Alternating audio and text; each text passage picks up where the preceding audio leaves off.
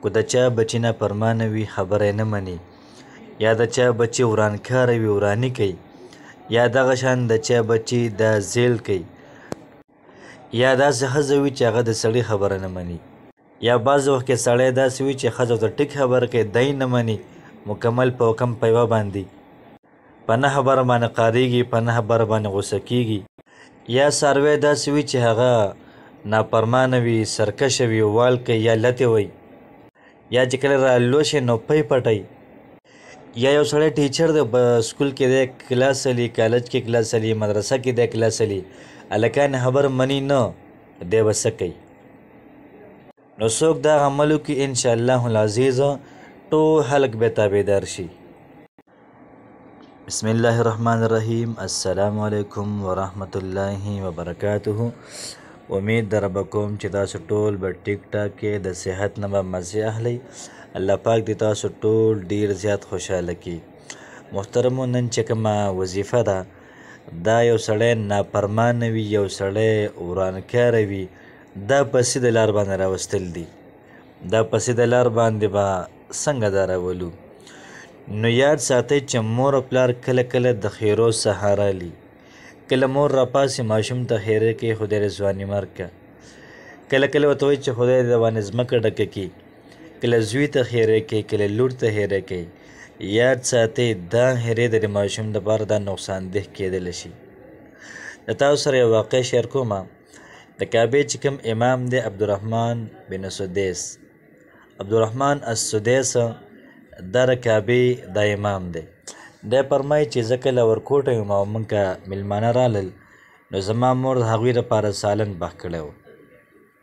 نو چې کله زما مور کمرې ته لاړه میلمنو سره کېناستله، وایي زه رالم ما شګه راواغېستله او په دقې سالن کې مو واچوله. په دې دوران کې زما مور واپس راغله، خو چې کله زما مور راغله او دا سالن وکتو په ده کې شګې پرتې وي، ډېره زیاته قار شوله او ډېره زیاته پریشانه شوه چې زه به اوس دې نه بعد بیا نور سالن پخومه، زه به څه کوم میلمنو سره؟ عبدالرحمن السدیس څه وایي؟ وایي زما مور د خیرو په ځای باندې ما ته دعا وکړله، وایي الله پاک دې د کعبې امام که. نو نن چې زه د کعبې امام یم، دا زما د مور هغه دواګانې دي چې دا ما ته قبول شولې. نو مور او پلار د بچو لپاره دا رحمت دی. نو ځان نه رحمت څاڅکئ، د ځان نه زحمت دا مه څاڅوئ. ماشومانو ته قاریږئ مو، ماشومان وهئ مو. څونه چې ماشوم وهئ، څونه ورته قاریږي، څونه ورته خیرې کوي، دومره د ماشوم دا سرکشه کیږي. نو څومره چې په مینې سره، په پیار سره، په خلوص سره، محبت سره ما ورته د ماشوم سره خبرې کوو، نو دا ماشوم به بالکل زما او ستا خبره دا مني چې موږ هر څه وایو. نو کله کله موږ د ماشومان یا دا غټ چې کوم دي بچي دي، غټې جینکۍ دي، غټه لکان دي، دا موږ د خپل د لاسه وران کړي دي. نو مور په نه خبره باندې لور ته قار شي، کله زوی ته قار شي، کله یو چا ته قار شي، کله بل چا ته قار شي، ځان نه پوره پرنسپل دا اساس کړی. نو زموږ د ماشومانو د قار قور سره، د منډو تړلو سره، د وهلو سره عادت شوي دي. نو چې غټ شي، نو چې کله زما او ستا د ماشومان غټ شي که نه، نو بیا موږ له چل راځي نو چې څه وڅه وکړو. نو یاد ساتئ چې ماشومانو ته به خیرې دا بالکل دا نه کوئ. نو نن چې کومه وظیفه ده، دغه شان چې سرکشه ماشومانان، دغه شانتې ورانکاري ماشومانان، دا به څنګه ما ورته په راه راست باندې راولو؟ دغه شان څاروي دي، دا څاروی وال کوي، لتې وایي یا پی نه ورکوي. دغه شانتې سړی نافرمانه دی یا ښځه نافرمانه ده، بچي نافرمان دي، سکول کې شاګردان نافرمان دي، مدرسه کې شاګردان نافرمان دي، یا مقتدیان داسې وي چې سرکشه غوندې پکې وي که نه، خبره پې اثر کوي نه. دا خلک به څنګه خپل تابعداره وو؟ د دې لپاره محترمو ډېره زیاته قیمتي، ډېره زیاته مضبوطه او پاورفل وظیفه محترمه تاسو لپاره راوړې ده. نو کوشش زم کوم چې عمل پې وکړم او تاسو هم کوشش کوئ چې فوراً پې عمل هم وکئ او نورو خلکو سره هم شریک کړئ. راځئ ځو د عمل لپاره. چې کله د چا بچي دا نافرمانه وي یا سورلي نافرمانه وي، دغه شان څاروی چې کوم وي که نه، یا نور څه وي، نو موږ له څه پکار دي چې د هغې نه یو ګزه لرې ودرېږو. د شپې چې کله ماشومان وده شي یا کله دا کوم چې غټ دي دا وده شي، نو موږ به یو ګزه لرې ودرېږو، نو یو پیره به اعوذ بالله ووایو.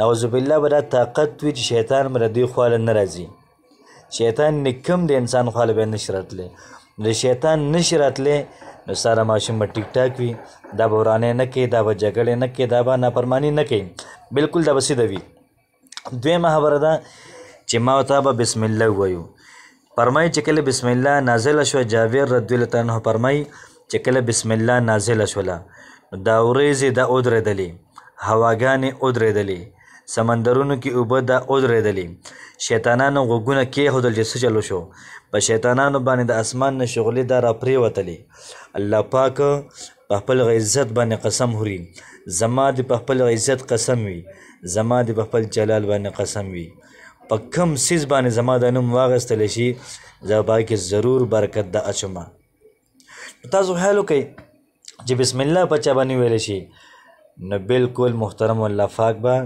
دا ټیک کوي تر دې پورې چې یو سړی بسم الله د ورځې 19 پیرې وایي دی به جهنم ته نه ځي څومره ناشنا فضایل دي او پیغمبر علیه السلام وایي چې بسم الله صرف ما ته راکړی شوې ده زما نه مخکې بل چاته ورکړی شوې نه وه صرف سلیمان علیه الصلاة والسلام ته دا ورکړی شوې وه تاسو یقین وکئ چې کله ما ورته په خپل ورانکاري زوی باندې یا ورانکاري لور باندې بسم الله ووایو نو بیا اعوذ بالله ووایو پیره بیا بسم الله ووایو بیا به د هغې نه بعد 3 پیرې سورة الاخلاص ووایو برکت به سورة الاخلاص دا وي چې څوک 3 پیرې سورة الاخلاص دا ووایي نو مکمل ختم ثواب ورته میلاویږي مطلب دا ته 3 پیرې سورة الاخلاص وي لکه ټول قرآن دی وي او د ماشوم نه پې دم کړي یا د ماشومه پې تا دم کړله نو موریانو ته زه خواست کومه پلارانو ته خواست کومه ورونو ته خواست کومه د خپل بچي په خپله تاسو دموئ نو وظیفه څه شوله دا وظیفه شوله چې یو پیر اعوذ بالله یو پیر بسم الله او دقه شانتې 3 پیرې به څه ووایو قل هو الله احد انشاء الله العزیز د الله پاک نه کلک امید ساتمه چې ستاسو را څونه پریشانۍ دي څونه نافرمانه خلک تاسو وینئ دا به ټول ستاسو تابعدار شي دا به ټول ستاسو خبره منونکي شي کوشش محترمه کول پکار دا پیغام په دې باندې په خپل عمل وکړئ او څومره نور خلک دي هغوی سره محترمو دا شریک کړئ السلام علیکم ورحمة الله وبرکاته